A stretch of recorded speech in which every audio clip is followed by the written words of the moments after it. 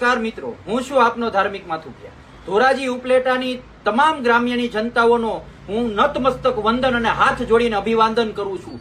ધોરાજી ઉપલેટામાં આ વખતે તમારા સહયોગથી ભારતીય જનતા પાર્ટી અને કોંગ્રેસની જે કટાઈ ગયેલ થાળી હતી તેમાં સોનાનો ખીલ્લો ઢોસવાનું કામ તમારા મતએ કર્યું છે. ધોરાજી ઉપલેટાની અંદર 2 સીટ પર આમ આદમી પાર્ટીનો ભવ્ય વિજય થયો છે. ઘણી બધી સીટો ઉપર આમ આદમી પાર્ટીને ખૂબ સારા મતો મળ્યા છે અને આમ આદમી પાર્ટી આગામી સમયમાં પૂરી તાકાત અને ઉર્જા સાથે લડત આપી શકે તેવી ઉર્જા ધોરાજી ઉપલેટાના તમામ મતદાતાઓએ પૂરી પાડી છે.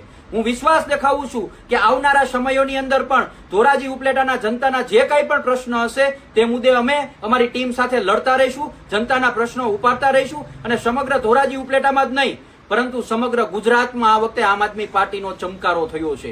બાજુમાં જામકંડોળાની સીટની અંદર, બાજુમાં જેતપુરની સીટની અંદર જયેશ રાદડિયાના ગઢમાં પણ આમ આદમી પાર્ટી જીતી છે. ગોંડલની અંદર પણ આમ આદમી પાર્ટીનો ખૂબ સારી રીતે વિજય થયો છે. જૂનાગઢની અંદર પણ આમ આદમી પાર્ટી ખૂબ સારી સીટ પર જીતી છે. જ્યારે અર્જુન મોઢવાડિયાના પોતાના ગામમાં પણ આમ આદમી પાર્ટી જીતી છે.